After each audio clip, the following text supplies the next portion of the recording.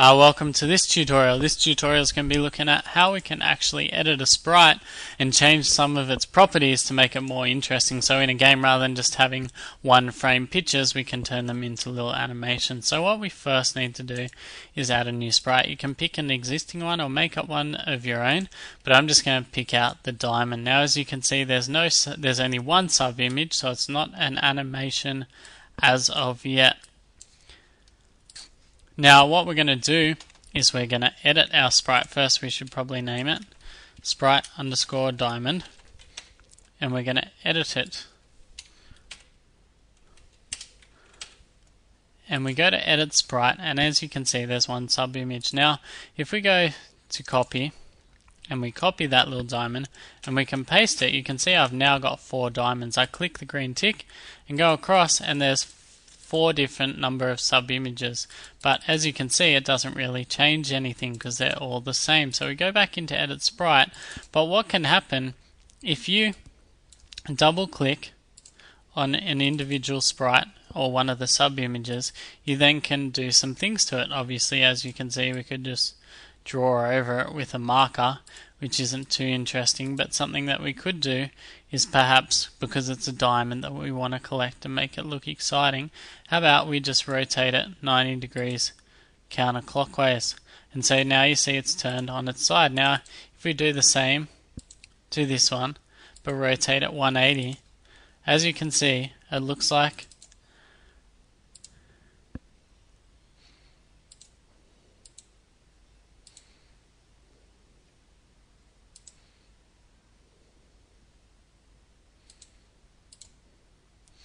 whoops. Okay, so we go back in.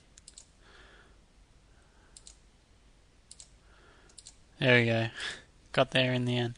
And as you can see, if we play that now as an animation, it will look like the diamond's doing a circle, as you can see. And so we can just have that on a loop.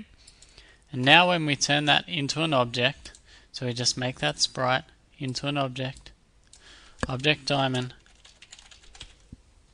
and just click OK. We don't even need any actions, but when we put it into our room, we need to add ourselves a new room.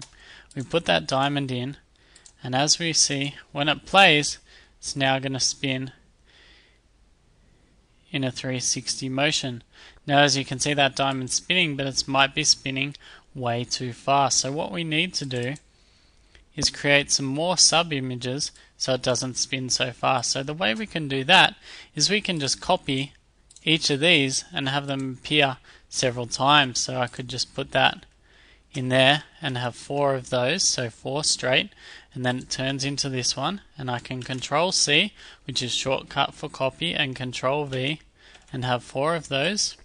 Control C, Control V, have 4 of those, and Control C, Control V, and now I have 4 of those. So as you can see, as it ticks through, it takes a long time for the diamond to spin, but when we actually now go into our game, our diamonds will still be spinning quite fast, but not as fast.